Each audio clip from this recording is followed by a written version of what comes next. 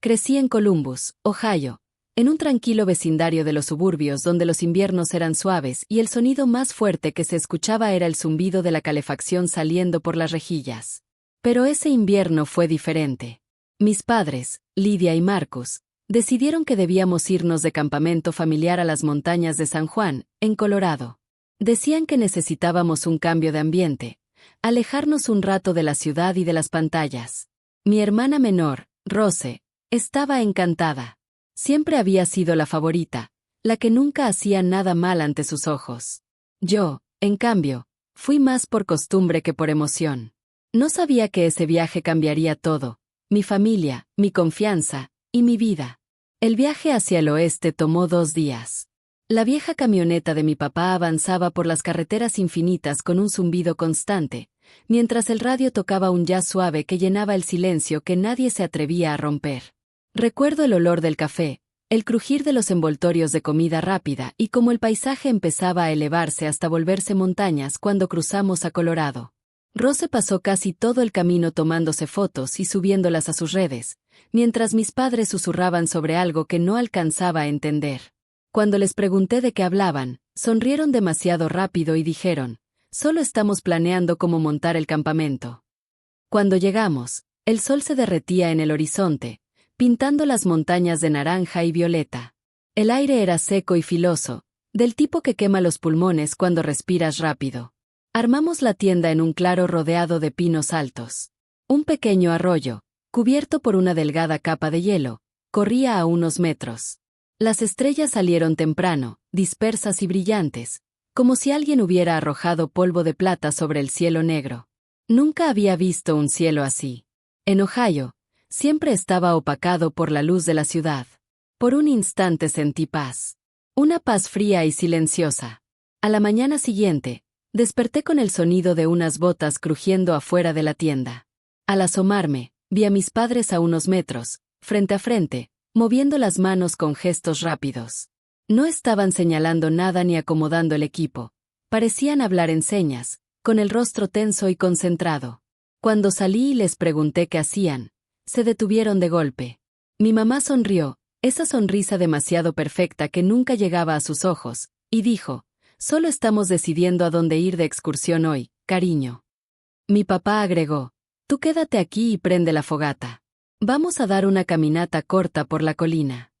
Algo en la forma en que lo dijeron no me dio buena espina. Sus voces sonaban amables, pero evitaban mirarme a los ojos. Rose seguía dormida, envuelta en su saco de dormir color rosa, con el celular apretado en la mano como si fuera un tesoro. Pensé en despertarla, pero decidí no hacerlo. Tal vez solo estaba siendo paranoico. Tal vez mis padres realmente solo querían caminar. Se fueron, y el bosque los tragó. Me quedé junto a la fogata, removiendo las brasas y sintiendo una quietud extraña en el aire. Ni los pájaros cantaban. Un viento leve bajó de la montaña trayendo un sonido profundo, ahogado, como un trueno lejano, pero más pesado. Me puse de pie y miré hacia la ladera, cubriéndome los ojos. Al principio no entendía qué estaba viendo. La blancura de la montaña parecía moverse, viva. Entonces me di cuenta. La nieve se estaba deslizando. Un rugido me vibró en el pecho, y antes de poder gritar, el mundo estalló en sonido y movimiento.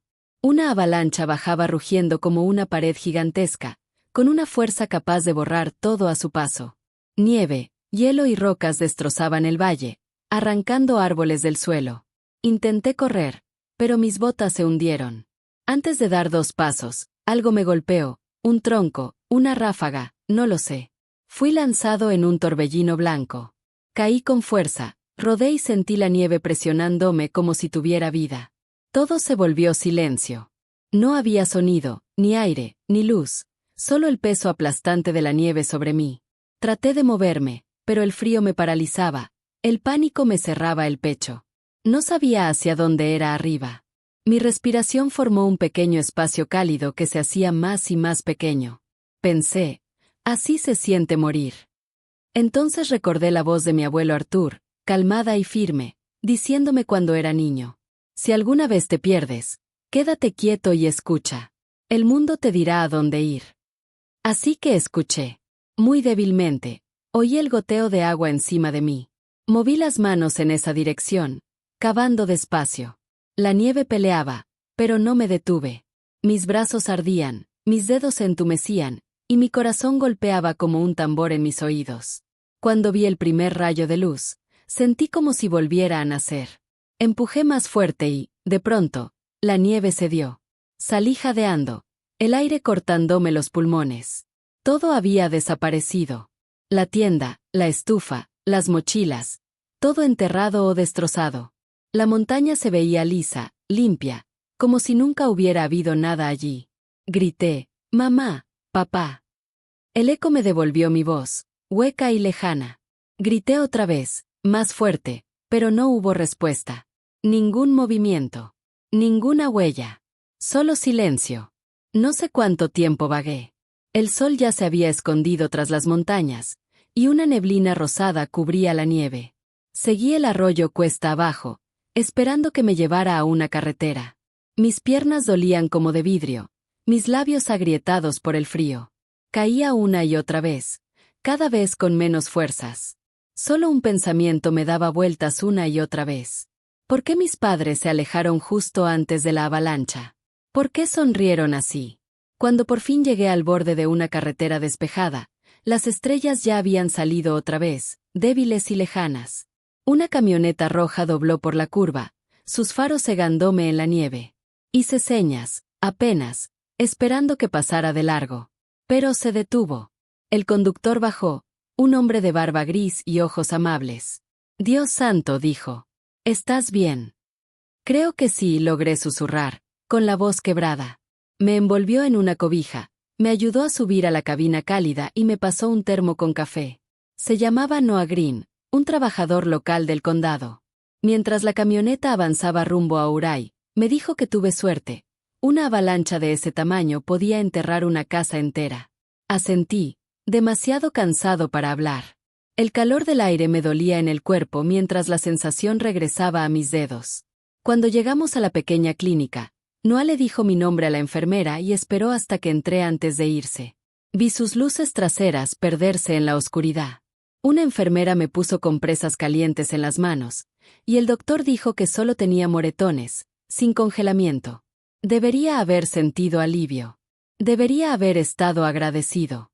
Pero lo único en lo que podía pensar era, aun mientras estaba acostada bajo una manta tibia, no podía quitarme de la cabeza que algo no estaba bien. Mis padres sabían algo. Se habían alejado justo antes de que la montaña se rompiera.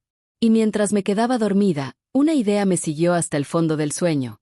Sobrevivía a algo de lo que no debía haber sobrevivido. El regreso a Columbus, Ohio, pareció más largo de lo que recordaba. Mis manos aún temblaban por el frío que se me había metido hasta los huesos en las montañas.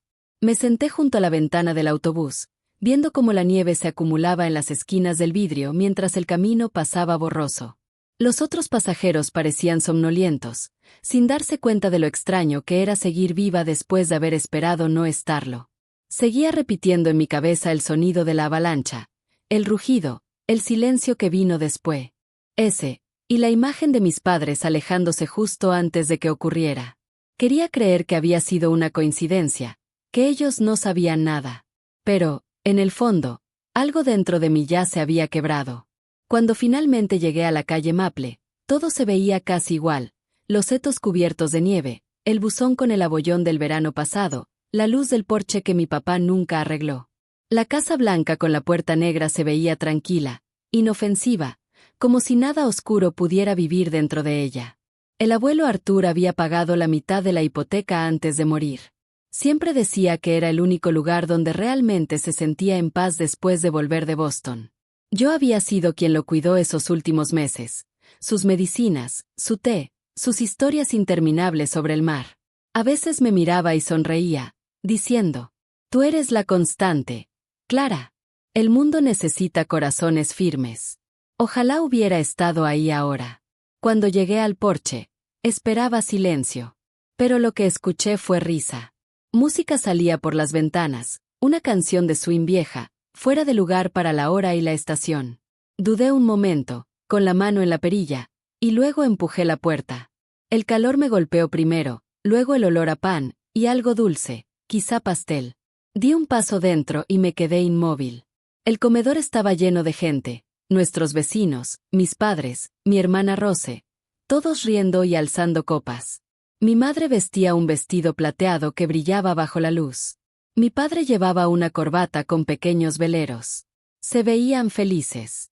En el centro de la mesa había un pastel en forma de montaña. Lo miré, confundida, hasta que vi las palabras escritas con betún azul. Despedida, Clara. Sentí que el pecho se me vaciaba. Aún no me habían visto. Me quedé en la sombra del pasillo y escuché. La voz de mi padre se alzó sobre la música. Listo. Entonces. La avalancha hizo el trabajo. Podemos presentar los papeles el lunes. Mi madre rió suavemente, esa risa que usaba cuando conseguía lo que quería. Por el patrimonio, dijo, alzando su copa. Más de $1.300.000. Finalmente. Los invitados chocaron sus copas. Hasta Rose sonrió, aunque sus ojos estaban fijos en el celular. La vi escribir algo, con esa media sonrisa arrogante que siempre tenía cuando toda la atención estaba en ella. Por un largo momento, solo me quedé ahí, entumecida. Y entonces, algo dentro de mí, algo que había estado dormido por años, despertó. Di un paso hacia la luz. Por el patrimonio, dije, con voz firme. Por mí. La música se detuvo. La mano de mi madre se quedó suspendida en el aire. El cuchillo que sostenía cayó sobre la mesa con un golpe sordo. Mi padre se volteó, su rostro perdiendo el color como si hubiera visto un fantasma. Rose levantó la vista del celular, la mandíbula abierta. No estoy muerta, dije. Pero ustedes sí sabían que la nieve vendría. Nadie habló. Solo se escuchaba el tic-tac del reloj en el pasillo. Entonces la expresión de mi madre cambió. Primero sorpresa, luego cálculo. Clara, susurró. Dios mío, ¿cómo sobreviviste? ¿Cómo crees? Le respondí. Cavé con mis propias manos. Caminé horas en la nieve. Un hombre me encontró y me llevó a una clínica. La miré buscando culpa en su rostro. No había. Solo molestia. Mi padre dio un paso adelante, forzando una sonrisa que no llegaba a sus ojos. Cariño, debes estar confundida. Fue un accidente terrible. Pensamos que... No, lo interrumpí. No me mientas. Sabían que habría una avalancha. Él se quedó congelado. Los dedos de mi madre temblaron alrededor de su copa de vino, y vi cómo su anillo brillaba con la luz, el viejo diamante del abuelo, ajustado a su medida. Se veía mal en su mano. Dejó la copa con cuidado y dijo, «Has pasado por un trauma, Clara. Tal vez malinterpretaste las cosas. Nosotros nunca». «¿Nunca qué?». La interrumpí otra vez. ¿Nunca me mandarían a morir para quedarse con el dinero que el abuelo me dejó? Algunos invitados soltaron un suspiro ahogado. Los ojos de mi padre se movieron hacia ellos. Luego volvió a mirarme. Intentó hablar, pero la voz se le quebró. Eso no es verdad. ¿De dónde sacas esas ideas? Los escuché, dije. Ustedes mismos lo dijeron. La avalancha hizo el trabajo. Esas fueron sus palabras. El silencio que siguió fue tan filoso como el cristal. Rose se levantó lentamente. Estás asustando a todos, dijo.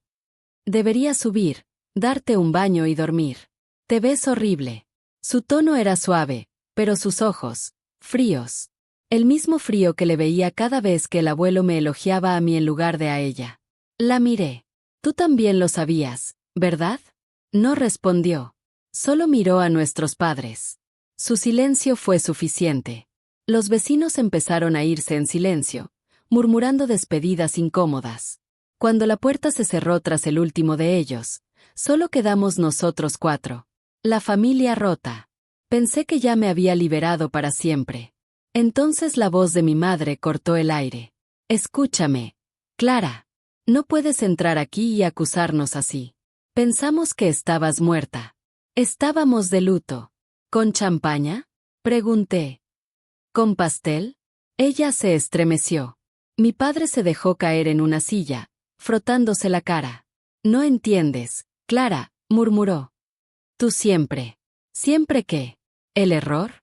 ¿El problema? Lo interrumpí. Lo sé. Me lo dijeron toda la vida. Pero el abuelo me veía diferente. Me dejó todo porque yo estuve con él cuando ustedes ni se molestaban en visitarlo. La mandíbula de mi madre se endureció. Estaba confundido. Tú lo manipulaste. Lo ayudé a caminar cuando ya no podía hacerlo solo, repliqué. Eso no es manipulación. Rose bajó la mirada, viéndose más pequeña. Mi padre quiso hablar, pero mi madre lo calló con una mirada. No puedes probar nada, dijo en voz baja.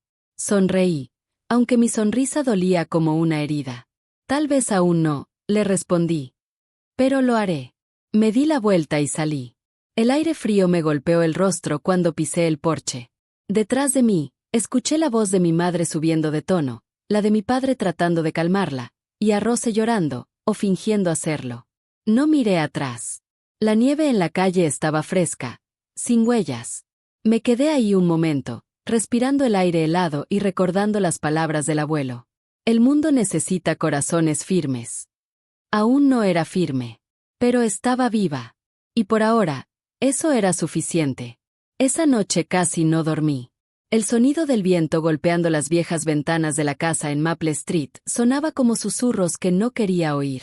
Cerré mi puerta con llave y empujé una silla contra la perilla, por si acaso. Cada crujido del piso me hacía saltar.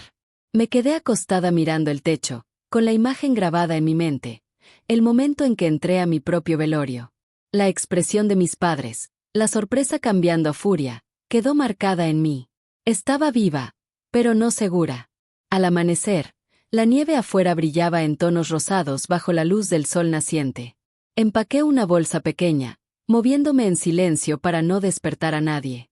No quería otra confrontación. Metí en el bolsillo de mi abrigo el reloj de bolsillo del abuelo Arthur, una de las pocas cosas que no me habían quitado. Era pesado y frío contra mi mano, un recordatorio del hombre que me amó cuando nadie más lo hizo.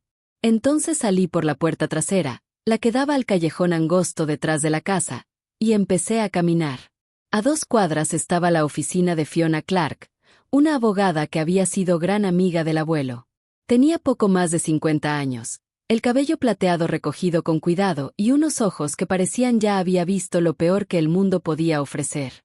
La oficina de Fiona olía ligeramente a cera de limón y a libros viejos. Cuando llegué, temblando y pálida, no me hizo preguntas enseguida. Solo me pasó una taza de café y dijo con voz suave. Empieza desde el principio. Le conté todo. El viaje de campamento, la avalancha, el momento en que desperté sepultada en la nieve, y luego encontrar la casa llena de risas y copas de champaña. También las palabras que escuché. La avalancha hizo el trabajo. Fiona no me interrumpió. Tomaba notas con cuidado, con su pluma firme y su rostro imposible de leer. Cuando terminé, se giró hacia su computadora y abrió un archivo titulado Arthur Weston, Última Voluntad y Testamento. La voz de mi abuelo pareció resonar en la habitación cuando ella leyó en voz alta. A mi nieta, Clara Weston, le dejo mi casa del lago Erie, mi camioneta Chevy 1972, y el resto de mis bienes, con un valor total de $1.317.000, por su constante cuidado y amor sincero. Sentí la garganta cerrarse. El abuelo me había recordado tal como era, la tranquila, la que siempre estaba ahí, la que nunca dejaba de presentarse. Fiona continuó leyendo. A mi hijo Marcus y a su esposa Lydia les dejo el cuadro del faro en mi estudio. A mi nieta Rose, mi colección de estampillas, con la esperanza de que aprenda paciencia a través del detalle. Cuando Fiona levantó la vista, sus ojos eran amables, pero también agudos. Te lo dejó todo, Clara, dijo. Todo lo que realmente importa. Asentí despacio, dejando que la verdad me calara. Mis padres lo sabían. Por eso me habían llevado a esas montañas. No me habían invitado por amor ni por espíritu familiar. Me habían llevado ahí para matarme. El pensamiento me mareó. Fiona se recargó en su silla, pensativa. Voy a llamar a un amigo mío, dijo al fin. El detective Peter Lang, del Departamento de Policía de Cleveland. Te hará falta su ayuda. 1 hora después, llegó un hombre alto con un abrigo café. Traía una libreta en una mano y una voz serena, tan firme que me recordó al abuelo, de una forma extraña. Escuchó toda mi historia otra vez, haciendo preguntas tranquilas mientras escribía. ¿Te sientes segura en tu casa ahora mismo? Preguntó. Negué con la cabeza. No, ni tantito. Entonces no regreses ahí, dijo con firmeza. ¿Tienes algún otro lugar donde quedarte? Pensé un momento y recordé a Maya Brooks, una amiga de la iglesia de mi abuelo que vivía cerca de Cincinnati. Siempre fue muy amable conmigo. Me llevaba galletas cuando el abuelo estaba enfermo y decía que yo tenía sus mismos ojos. Fiona la llamó, y en menos de una hora Maya dijo que podía quedarme con ella el tiempo que necesitara. Esa noche estaba sentada en su acogedora casa amarilla, envuelta en una cobija que olía a sol. Me preparó sopa y no pidió detalles. Solo dijo, ya estás a salvo, Clara. Pase lo que pase después, lo enfrentaremos paso a paso. Los días siguientes fueron lentos, pero pesados. El detective Lang empezó su investigación en silencio, reuniendo pruebas que yo ni siquiera sabía que existían. Encontró mensajes entre mis padres y un hombre llamado Vince Holte, un supuesto consultor de clima que vendía pronósticos privados de avalanchas. En uno de los textos, mi madre había escrito: necesitamos confirmación antes del fin de semana. Debe parecer natural. Vince respondió pidiendo un pago de $1,400, transferido a una cuenta falsa. Mis padres habían comprado el pronóstico exacto que anunciaba que la avalancha golpearía esa ladera. También hallaron en la computadora de mi madre búsquedas como seguro por muerte accidental de hijo adulto, proceso de herencia tras desaparición. ¿Y hasta cuánto tiempo esperar antes de reclamar seguro de vida? La evidencia era una montaña por sí misma, hecha de codicia en lugar de nieve. Cuando Fiona me mostró las páginas impresas, sentí náuseas. De verdad lo planearon, susurré. Ni siquiera dudaron. Fiona me tomó la mano y dijo: no se van a salir con la suya, Clara. Pero ahora tienes que ser fuerte. No los dejes romperte otra vez. Unos días después, el detective Lang fue a casa de Maya con novedades. La fiscalía ya está revisando todo, me dijo. Las cuentas de tus padres muestran retiros y depósitos que coinciden con los pagos. No hay duda de que sabían de la avalancha con anticipación. Hizo una pausa. Podrían alegar coincidencia o pánico, pero con el testamento y la fiesta, el cuadro está bastante claro. Asentí. ¿Y ahora qué sigue? Presentaremos cargos: intento de homicidio, fraude y conspiración. Tendrás que testificar cuando llegue el momento. Las palabras intento de homicidio flotaron en el aire como una niebla. En el fondo ya lo sabía, pero escucharlo en voz alta lo hizo real. Esa noche lloré. No de miedo, sino de cansancio. Lloré por la chica que había sido antes, la que pensaba que la frialdad de sus padres era solo mala suerte, no crueldad. Luego me incorporé, me limpié la cara y abrí la libreta vieja del abuelo que había encontrado en mi mochila. Dentro, con su letra inclinada, había una sola frase que nunca había notado: la gente se revela más claramente en lo que intenta esconder. Pasaron los días y encontré un ritmo extraño en el vecindario tranquilo de Maya. Cada noche salía a caminar bajo la luz suave de las farolas, respirando el aire frío. El mundo aún no se sentía seguro, pero sí honesto. Estaba viva, y por primera vez, no me sentía pequeña. Una tarde, Fiona llamó con noticias. El juez emitió una orden de restricción. No pueden acercarse a ti. Y agregó: también recibirás tu herencia. Te pertenece, Clara. Cuando colgué, me acerqué a la ventana y miré las estrellas sobre los techos. Pensé en el abuelo, en cómo solía guiñarme un ojo y decir: las verdades más duras son las que te liberan. Tal vez tenía razón. Aún no era libre, pero estaba aprendiendo. La primavera llegó callada a Ohio, suave y lenta. La nieve de las banquetas se derritió en charcos grises y el aire olía a lluvia y tierra. Cuando firmé los últimos papeles del tribunal, volví a la casa de Maple Street. La casa que casi fue mi tumba y que ahora, por ley y por decisión, era mía. La llave se sintió pesada en mi mano al abrir la puerta. Dentro, el silencio me recibió. No era el silencio del miedo que me había perseguido meses atrás, sino uno tranquilo, como el de una casa esperando volver a llenarse. El polvo danzaba en la luz que se filtraba por las persianas. Recorrí cada cuarto despacio, tocando las paredes, los respaldos de las sillas, los marcos de las ventanas. Todo lo que mis padres alguna vez reclamaron ahora me pertenecía. El pensamiento no me trajo alegría, sino claridad. En la sala, encendí la lámpara de bronce del abuelo, la que me había dejado para mantener la luz honesta. Su brillo cálido llenó la habitación. «Ya estoy en casa, abuelo», susurré. El juicio había sido público, aunque no asistí.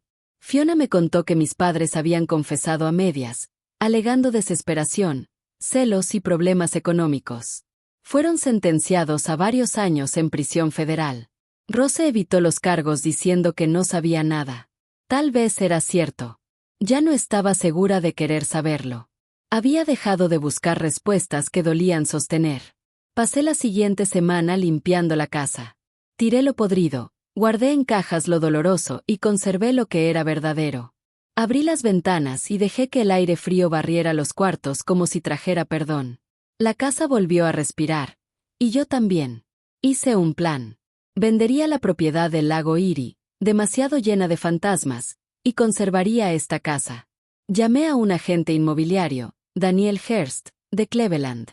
Cuando la venta se concretó por $870,000, el número me mareó. Ese dinero no era solo riqueza, era libertad. Decidí usarlo con cuidado. Primero repararía la casa de Maple Street, el porche, el techo, los pisos que crujían. Luego apartaría un fondo para mí, $1,000 al mes para estudiar. Quería estudiar gestión de rescate y búsqueda, quizá en Vermont o Virginia. Tenía sentido. Yo había sobrevivido a lo que otros no. Quería ayudar a quienes algún día enfrentaran el mismo terror en las montañas. El resto del dinero lo dedicaría al fondo de rescate Arthur Beston, en nombre de mi abuelo.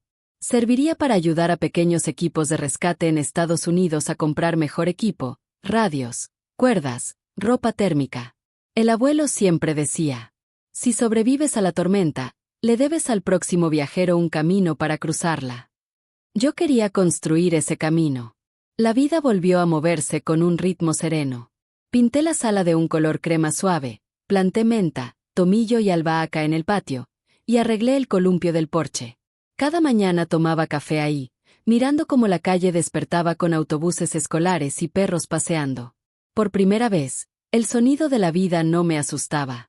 Me recordaba que formaba parte de algo más grande. A veces todavía soñaba con la nieve, con el rugido y el frío asfixiante. Pero despertaba tranquila, sin temblores. El miedo se estaba desvaneciendo, reemplazado por algo nuevo, determinación. Una noche me senté a escribirle una carta a Rose. No la acusé. Tampoco la perdoné del todo. Solo escribí: cuando estés lista para decir la verdad, a mí o a ti misma, mi puerta está abierta. Espero que algún día podamos hablar como hermanas, no como rivales. No supe si la leyó, pero escribirla me liberó. Aprendí que el perdón no es para el otro, sino para quien elige seguir viviendo. En mayo, la ciudad se volvió verde. Los arces florecieron, cargados de vida nueva. Empecé a correr cada mañana, sintiendo mis pulmones llenarse de aire en lugar de miedo. Un fin de semana, Fiona vino con café y me dijo sonriendo: ya se resolvieron los últimos papeles del patrimonio. Todo es tuyo ahora, Clara. Cada dólar, cada terreno, cada derecho sobre tu futuro. Esa noche no pude dormir. No por preocupación, sino por posibilidades. Saqué un cuaderno en blanco y empecé a dibujar un mapa. No de lugares, sino de planes. Cada línea representaba una meta: educación, valentía, bondad e independencia. Primero dibujé los bordes a lápiz, luego los repasé con tinta, firmes y seguros. Una semana después, hice mi primer viaje sola, a Cape Cod. Lo había soñado desde que el abuelo me contó sobre sus años en Boston, sobre el mar que podía curar si lo escuchabas el tiempo suficiente. Caminé por las playas silenciosas al amanecer, con el viento frío golpeando mi rostro y el océano murmurando su ritmo eterno. Una pareja cerca hablaba de Europa, de trenes por Francia y veranos en Italia. Sus risas flotaban sobre las olas. Sonreí. Detrás de mí se extendía toda América, ancha, salvaje, poderosa. Las carreteras, los pueblos, las montañas que casi me habían destruido, pero que en cambio me hicieron inquebrantable. De pie ahí, entendí algo simple y verdadero. Mi historia no trataba de pérdida, ni de traición, ni siquiera de supervivencia. Trataba de elección. De quién decidí ser después de la avalancha, después de las mentiras, después del silencio. Elegí la vida. Elegí la luz. Cuando regresé a Ohio, colgué una sola foto del abuelo sobre la chimenea. Debajo escribí en un papel: esta casa representa lo que intentaron destruir, pero no pudieron.